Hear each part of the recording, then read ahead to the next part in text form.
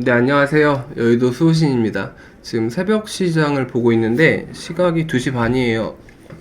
그래서 목소리도 좀 잠겨 있고 눈도 좀 많이 부어 있죠. 많이 풀려 있는데 제가 어제 새벽에 사실 뉴스를 하나 재밌는 걸 접한 게 있어서 그거를 좀 말씀을 드리려고 하는데, 시장에 관한 거예요. 시장이 오를지 빠질지 다들 되게 궁금해 하시잖아요. 왜 시장 오르면 삼성전자도 오르고 현대차도 오르고 삼성바이오로직스도 오르고 그럴 거 아니에요. 근데 이제 시장이 앞으로 오를지 빠질지에 관한 조금 분기점에 해당하는 그런 인사이트들이 있어서 그거를 좀 공유를 해드릴 건데, 당연히 어려운 이야기예요. 엄청 어려운 이야기인데 제가 잘 하려면 되게 쉽게 이걸 이야기를 해야 되잖아요. 그래서 최대한 쉽게 이야기를 하려고 해요. 그래서 시작을 하겠습니다. 여기 보시면 2017년 5월 10일 리포트인데 국제금융센터에서 나온 되게 보석 같은 리포트예요. 미 연준의 자산 보유 축소 방안 및 영향이라는 리포트인데, 여기에서 제가 집중을 한 게 뭐냐면 연방준비제도라는 기관이 있어요. 공기관은 아니고 이상하게 민간기관이에요. 그런데 세계은행이고 달러를 발행을 하죠. 그럼 얘네들이 대차대조표라고 제가 항상 말씀드리잖아요. 이게 자산, 자본, 부채로 이루어진 표 기억나실 거예요. 그런데 이 대차대조표 상에 연방준비제도의 자산이 늘어나고 줄어들고에 따라서 시장 지수가 지대하게 영향을 받는다. 그걸 전제로 한 리포트예요. 그러면 연방준비제도를 쉽게 이해하시려면 얘네는 식목일만 되면 나무를 엄청 키웠다가 때가 되면 나무를 잘라서 종이를 만들어요. 거기에다가 그림을 그려서 달러 막 벤자민 프랭클린 막 얼굴 그리고 이래서 이제 달러를 발행을 하는 애들이에요. 그럼 얘네가 지금 어떤 식으로 영향을 끼치냐? 일단 자산 탭을 보면 요게 08년도입니다. 그러니까 리먼 브라더스 금융위기 이후의 이야기예요. 그럼 09년도부터 이렇게 그래프가 그려져 있죠. 위쪽은 자산 계정으로 보시면 되고요. 10억 달러니까 2000에 10억 달러면 2조 달러입니다. 그럼 얘네가 2조 달러부터 시작을 해서 4조 5천억 달러까지 왔죠. 근데 밑에가 부채 계정인데 부채 계정도 보면 똑같아요. 막대기가 똑같죠, 생긴 게. 그럼 얘네 말대로면 연준의 자산은 전부 다 부채로 이루어져 있다는 말인데, 실제로 확인을 좀 해볼게요. 지금 연준의 밸런스 시트라고 나와 있죠. 근데 요게 대차 대조표입니다. 단위는 여전히 10억 달러고요. 지금 국채랑 MBS 트레저리랑 보니까 자산이 다 합쳐서 4조 5천억 달러쯤으로 잡혀 있어요. 근데 지금 자본 계정을 보니까 410억 달러밖에 없죠. 딱 봐도 4,400에서 41밖에 없으면 이거 1%밖에 안 되잖아요. 그럼 나머지가 다 부채로 잡혀 있는 거니까 이 표가 맞았던 거예요. 그럼 연준의 자산은 거의 다 부채로 잡혀 있는데 세부 계정이 뭔가 봤더니 화폐 발행액은 실제로 우리가 달러를 발행을 한 겁니다. 연준에서 실제로 발행한 달러를 이야기를 한 거고, 여기 은행 초과지주는 지급준비금 이야기를 하는 거예요. 그럼 지급준비금은 발행을 하지 않았더라도 계상을 하고 숫자로 남겨져 있는 돈이에요. 그러면 얘네가 전부 다 지금 부채로 자산을 키우잖아요. 이게 뭐 어떻게 된 건지 좀 더 알아볼게요. 요게 쉽게 얘기하면 지급준비금 이해에 관한 그림인데요. 그러면 지급준비금이 얼마나 사기적인 스킬이냐면, 세계은행이 100달러만큼 대출을 해줘요. 그럼 대출을 해주고 나면 지급준비율을 10%로 잡았을 때 10달러만 창고에 박아두고 지급준비금 계정으로 나머지 90달러는 다시 대출을 해줍니다. 그럼 90달러 중에서 또 9달러만 창고에 박아두면 은행은 또 81달러를 대출을 해줄 수 있어요. 그럼 이 중에 10% 빼고 또 72달러를 또 대출을 해줄 수 있어요. 그러니까 은행은 100달러를 최초로 받으면 100달러만 대출해주고 끝이 아닌 거예요. 100달러, 90달러, 81달러, 72달러, 65달러, 59달러 이렇게 계속해서 대출을 무한 등비급수로 해줄 수 있습니다. 지급 준비율 10%라고 하면은 이게 딱 10배로 불어요. 보이시죠? 지급 준비율이 10%면 처음에 100달러 발행을 해주면 1000달러만큼 대출이 가능합니다. 만약에 5%로 지급 준비율을 낮추면 20배까지 가능해요. 그러면 지금 여기 보이는 자산 규모 추이라는 게 사실 어때요? 다 부채였죠. 그리고 다 지금 지급 준비금이고 달러 발행이었잖아요. 그럼 이게 말이 4조 5천억 달러지, 이게 시중으로 가면 지금 지급준비율 FED 통계 찾아보시면 5% 안 돼요. 그럼 이게 돈 복사가 얼마나 됐겠냐고. 돈 복사가 지금 미친 듯이 어마어마하게 되는 거예요. 얘네가 이거 발행한 게 끝이 아니라 이게 시중으로 풀리면 아까 봤다시피 엄청난 창조 경제가 일어납니다. 근데 08년도 때 리먼 브라더스가 터졌잖아요, 이때. 근데 여기에 그때 자산 규모가 9천억 달러였거든요. 근데 얘네가 되게 한동안 고생을 하다가 어떻게 하지 하다가 결국 부양책으로 때려 막은 거예요. 그러니까 부양책 치고 나서 지금 연준에서 자산이 엄청 늘었죠. 그러면 부채가 엄청 늘은 거죠. 그러면 달러 발행한 거랑 지급준비금이랑 엄청 늘었겠죠. 그럼 시중에 돈 복사가 엄청 됐겠죠. 이런 거예요. 얘네가 자신감이 생겼어. 그래서 또 이제 뽕에 취해가지고 계속해가지고 자산을 늘리죠. 돈잔치를 하는 거예요. 그러다가 2017년 돼가지고 이게 좀 도를 넘었나 싶었어요, 지들도. 그래서 그때 계획을 어떻게 세우냐면, 야, 자산 매각해서 자산 축소할래. 우리 좀 심했어. 이렇게 한 거예요. 그럼 이때 보시면, 이때 2018년부터 점진적으로 연준에서 자산을 축소를 하겠다. 말은 부채를 축소를 하겠다. 말은 달러를 축소를 하겠다. 그 말이 했던 거예요.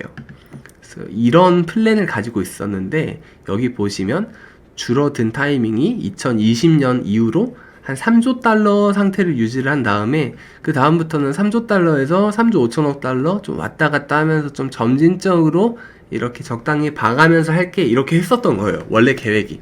이제 이게 2017년 계획이에요. 근데 얘네가 예상 못한 변수가 일어났죠. 그게 뭐예요? 실제 2021년 딱 와보니까 이거 보이세요? 코로나가 터졌죠. 이게 문제였던 거지. 예기치 못하던 코로나가 이렇게 터지니까 얘네가 돌아와 볼게요. 이때 08년도에 리먼 브라더스 터지고 나서 얘네가 엄청 절었잖아요. 엄청 빌빌대다가 이거 한 방으로 뻥 하고 다 뚫었거든. 근데 이때 좋은 기억이 있다 보니까 이때 돈 복사해서 위기 다 맞고 돈잔치 신나게 해가지고 엄청 잘 먹고 잘 살았어요. 근데 이때 세계 대공황 뻥 터지니까 코로나로 이때 좋은 기억이 있잖아. 그러니까 이번엔 주저하지 않고 바로 훨씬 더 많은 양을 뻥 한 거예요. 그래서 바로 막았죠. 그래서 나스닥, S&P 500, 테슬라, 애플 지금 다 올랐잖아요. 그래서 오르고 나서 지금 계속해서 돈을 이렇게 찍어내고 있는 겁니다. 근데 이게 주의해야 될 게 뭐냐면, 이렇게 돼버리면 돈의 가치가 하락해서 주가가 오른 거잖아요.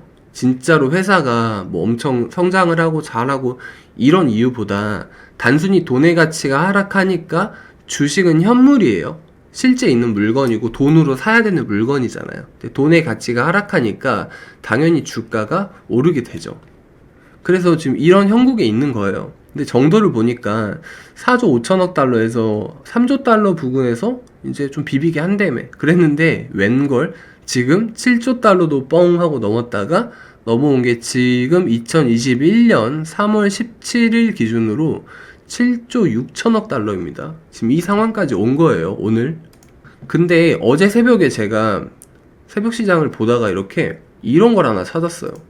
이게 뭐야? 실황 가고 봤더니 바이든이 인프라 한다고 거의 이거 3T면 트릴리온이거든요. 이거 3조 달러입니다.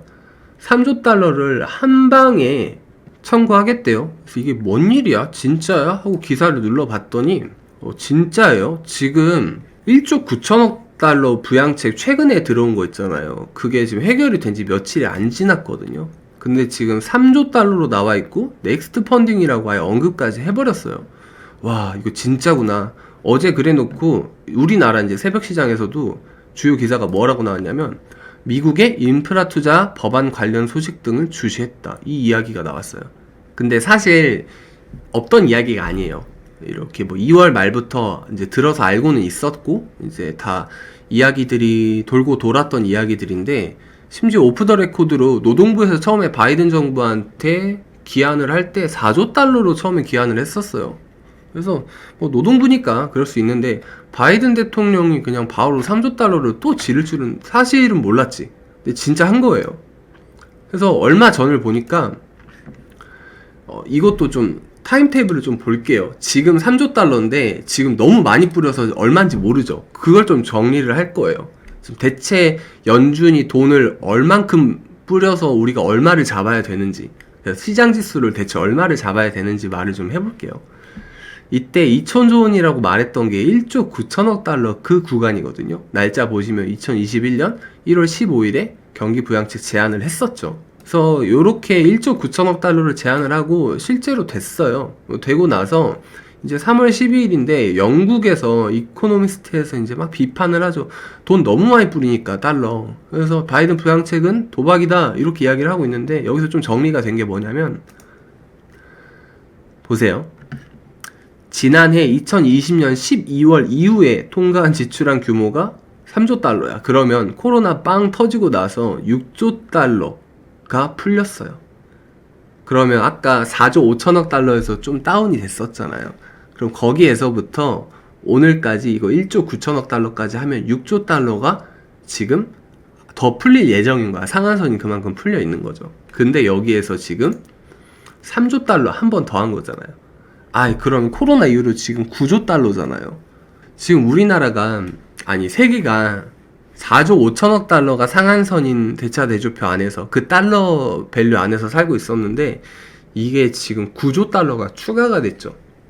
그러면 이게 거의 뭐 못 잡아도 얼마예요? 뭐 한 12조 13조 달러 될 거 아니에요. 이제는 3조 달러 인프라 법안으로, 그래서 3조 달러까지 새롭게 기한을 했다, 추진을 하고 있다. 그런데 웃긴 게 얘네가 또 일도 엄청 이런 일은 빠르게 해요. 9일 1조 9천억 달러 규모 부양 법안을 상원으로부터 송부받은 지 하루 만에 그냥 통과시켜 버립니다. 일도 엄청 빨리 해요. 근데 미국도 지금 우리나라랑 뭐 비슷하죠. 뭐 우리나라 180석처럼 미국도 221석 이렇게 있어가지고 전체 정원 435명 중 220명 찬성표 이렇게 해서 221석으로 지금 반대표가 211표임에도 불구하고 이제 이쪽에 공화당은 야 진짜 부양책 애지간히 해라, 저거 부채 어떻게 나중에 다 감당하려고 이러냐, 이제 이런 목소리예요. 근데 여기도 되게 지금 민주당이 그냥 집권해서 밀어붙이고 있습니다. 그래서 3조 달러 인프라가 두 갈래로 나눠서 추진이 될 건데, 첫 번째는요, 제조업 지원, 물류 시스템 개선, 브로드밴드 인프라, 그리고 탄소 배출 축소, 이렇게 인프라 관련돼서 직접적인 투자가 하나가 들어갈 거고, 다른 법안은 이제 뭐 무급 휴가나 교육 인프라 이런 걸로 사실 시민들이 좀 느낄 수 있게 경제적인 불평등을 줄이는데 두 갈래로 나눠서 추진을 할 거라고 하니까 이것도 거의 구체 기한까지 다 나왔죠. 그럼 실제로 대차대조표를 한번 봤어요. 좀 실감이 안 나가지고. 그랬더니 진짜 잡혀있네. 그래서 좀 쉽게 볼 거면 이게 낫죠. 그래서 그래프를 들고 왔는데, 다시 봐도 이제 이 이야기를 정리를 하면 이렇게 되는 거예요. 금융위기 때 그냥 이걸 막았죠. 뻥 해가지고. 코로나 때 더 빨리 지금 뻥 해서 막았죠. 그러면 이때 이 그림을 잘 기억을 해 두시고 시장 지수를 한번 봐볼게요. 이게 2004년이거든요. 엄청 잘 올랐다가 이때가 리먼 브라더스 사태 때입니다. 그럼 이때 뻥 해서 이제 이때 엄청 절었죠. 이때부터 반등을 한 게 이때 부양책을 쓴 거예요. 이 구간에서. 그니까 엄청 오르죠. 그리고 나서 연준 대차대표 자산이 계속해서 올라갔죠. 아까 표 기억해 보시면. 그니까 주가도 계속 올라가는 거예요. 그러니까 물론 기업이 잘한 것도 있겠지만 돈의 가치가 그만큼 하락해서 주가가 올라가 보이는 착시 현상이었다는 거죠. 그러면 우리나라는 어땠어요? 우리나라도 똑같아요. 이때 이제 08 금융위기가 닥치니까 우리나라도 08년도에 이렇게 많이 떨어졌죠. 그리고 나서 미국이 부양책을 지르고 지수가 오르니까 우리도 똑같은 패턴을 보이죠. 근데 미국 시장은 이렇게 많이 오르고 우리나라 시장은 뭐 이렇게 많이 안 올랐다 하고 말씀하시는 분들 계시는데, 뭐 비슷합니다. 이때도 거의 뭐 바닥이 800이죠. 2004년 이후로 800인데 여기서 뭐 4천 가봤자 뭐 한 5배 올랐을 거예요. 근데 우리나라도 뭐 비슷해요. 지금 2004년 기준으로 봤을 때 뭐 이쪽 한 600, 700 정도 잡으면 거의 뭐 4배, 5배 비슷합니다. 뭐 그러니까 엄청나게 많이 이격이 있진 않아요. 비슷하게 잘 우리나라도 갔던 거예요. 이게 좀 박스권처럼 보여서 그랬지만 네, 굉장히 많이 올랐죠. 우리나라도 못지않게. 그러면 코로나 때 지금 이때 뻥 하고 터지니까 또 엄청 올랐잖아요. 근데 코로나 때 지금 회사들이 다 어려운데 언택트 말고 기간 산업들이나 이런 전반적인 산업들은 뭐 얼마나 많이 회복이 되고 올랐겠어요. 근데 연준 대차대조표 자산이 엄청 늘었잖아요. 뭐 4조 달러, 3조 몇천억 달러 근방에서 당장 지금 2021년 3월 기준으로 7조 6천억 달러까지 올랐잖아요. 그러니까 돈의 가치가 하락해서 주가가 이렇게 오른 것처럼 상대적으로 보이는 거예요. 우리나라도 마찬가지고. 근데 7조 6천억 달러면 아직 덜 왔죠. 아직 다 기장이 안 됐잖아. 돈도 아직 다 덜 뿌려졌고. 계획이 잡힌 거는 거의 12조 달러, 지금 기준으로 13조 달러 막 이래요. 그럼 앞으로 대차 대조표상에 자산은 엄청나게 더 잡힐 거고 돈은 엄청나게 더 뿌려질 거면 이게 지금 고점처럼 보이는데 고점이 아니죠. 이게 끝이 아닐 거란 이야기잖아. 계속해서 오를 겁니다. 주가는 가만히 있어도 돈의 가치가 미친듯이 하락을 해서 주가는 미친듯이 오를 거예요. 지금 우리는 그런 세상에 살고 있는 겁니다. 그래서 여기까지 구간을 좀 봐두시면 돼요. 그러면 다시 그림을 돌아가서 봐볼게요. 조금 더 느낌이 확 오실 거예요. 지금 오늘 기준으로 7조 6천억 달러라고 말씀드렸는데 이거 예상치 제대로 찍으면 지금 차트 천장 뚫어야죠. 한 이쯤 와 있을 겁니다. 12조 13조 달러 정도로 자산을 책정을 할 수 있겠는데 그러면 지금 봐보세요. 짠, 짠, 짠, 짠. 이때 리먼브라더스 터지니까 뻥. 보세요. 터지니까 이때 부양책 뻥 하고 자산 오르니까 주가도 올랐죠. 그리고 나서 이때 뻥 터지니까 또 자산 확 늘었죠. 그러면 지금 오르는 게 지금 과거 보세요. 이게 초입이겠지. 우리나라도 마찬가지일 겁니다. 그러면 이게 여기까지 닿을 건데 이게 고점이겠냐고요. 이렇게 가겠죠. 얘도 이게 고점이겠냐고요. 이렇게 가겠죠. 4천, 5천이 마냥 헛소리는 아닌 거예요.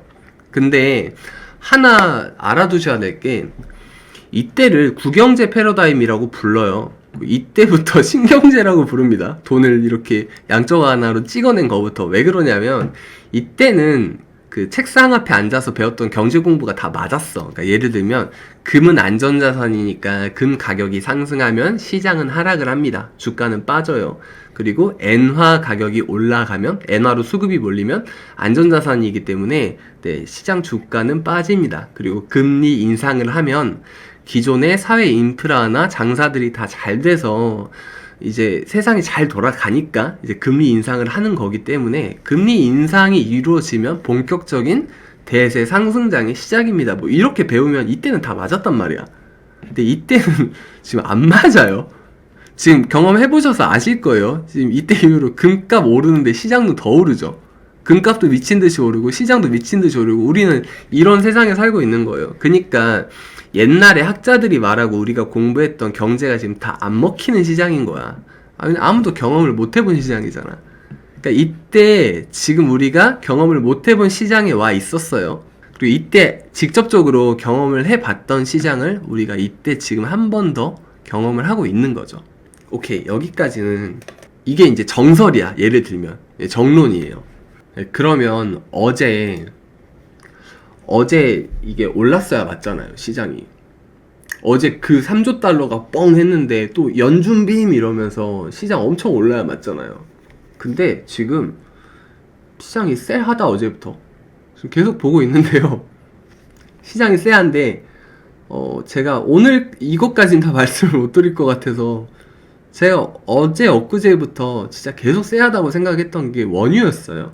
만약에 이번에 뭐 일이 하나 터지면 예를 들자면 원유 상품 시장의 가격 때문에 한번 일이 터질 수도 있을 것 같아요. 뭐 그 정도로 원유가 쎄했는데 오늘 원유가 또 지금 새벽에 미친듯이 빠지고 있습니다. 지금 제가 지금 보고 있는 것만 지금 6%, 7% 빠지고 있어요. 그리고 시장이 지금 원래대로면 정석대로면 올라야 되거든요. 근데 안 올라. 그것도 되게 힘겹게 못 올라요. 그래서 이게 지금 이야기를 정리를 해보면 2007년 이전에는 우리가 배운 대로 됐었잖아.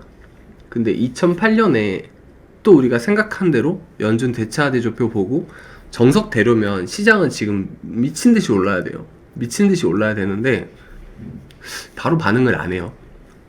그래서 원래 이렇게 품은 생각대로 이 관점에서만 본다고 하면 시장은 계속해서 오르는 게 맞거든요. 근데 이거를 기저에 깔아놓고 시장에 접근을 하는데 저도 지금 근데 지금 계속해서 하나 걸리는 게 뭔가 모르게 좀 쎄해요. 옛날처럼 안 움직이는 그런 느낌이랄까? 그래서 결론은 뭐냐? 제가 설명드린 게 오늘 이게 정석이에요. 지금 다 이대로 2017년부터도 또 계속 꿀을 빨았었고, 이대로 이제 갈 거라고 많은 사람들이 예상을 하고 있죠. 근데 이게 정석이고, 저도 방향을 고르라면 인덱스가 아직도 맞다고 생각을 해요. 인버스보다. 근데, 지금 시장의 분위기가 좀 싸하다. 그래서, 눈치를 보니까 뭔가 좀 심상치 않은 것 같아요. 뭐 제가 모르는 뭔가도 있을 수도 있겠고, 제가 지금 짚히는 거 몇 개는 있는데, 그래서 제가 다음 영상에 그 지금 EU나 중국 쪽의 스탠스가 좀 예전이랑 많이 달라요. 지금 연준이 무조건 양적 완화를 한다고 해서 시장이 쭉 상승한다는 것도 달러가 기축통화권으로 완전히 세계를 딱 잡고 있었을 때의 이야기지. 뭐 비트코인, 뭐 지금 EU, 그다음에 중국 지금 다 화폐 이야기죠. 근데 얘네랑 연관되어서 또 이야기를 하면 지금 뭐 연준의 자산이 이렇게 무지막지하게 는다고 해서 시장이 이렇게 옛날처럼 또 무지막지하게 오를 거냐 라는 부분에 대해서 의구심까지는 아닌데 눈치를 좀 봐야 될 것 같은 게 어제 이후로 좀 이상해요. 이렇게 가면 안 될 건데 뭐 시장을 예측하는 건 항상 바보 같은 짓이라고 제가 말씀을 드리긴 하지만 근데 저는 여전히 이렇게 상방을 바라보고 있는 사람 중에 한 명이긴 한데 조금 더 조심스럽게 봐야 될 게 네, 요즘 좀 이상합니다. 그래서 원유도 좀 볼 생각이고 시장도 조금 더 볼 생각이에요. 오늘 드리는 이야기는 일이 이런 식으로 흘러갔다. 그래서 시장을 상방을 보긴 보되 좀 조심스럽게 보자. 뭐 시장 아무도 못 맞춰요. 뭐 지금 뭐 대차대조표 운운하고 뭐 정석대로 해서 올라야 됩니다. 뭐 4천 5천 이렇게 이야기를 해도 확정적으로 이야기하는 애들은 다 사기꾼입니다.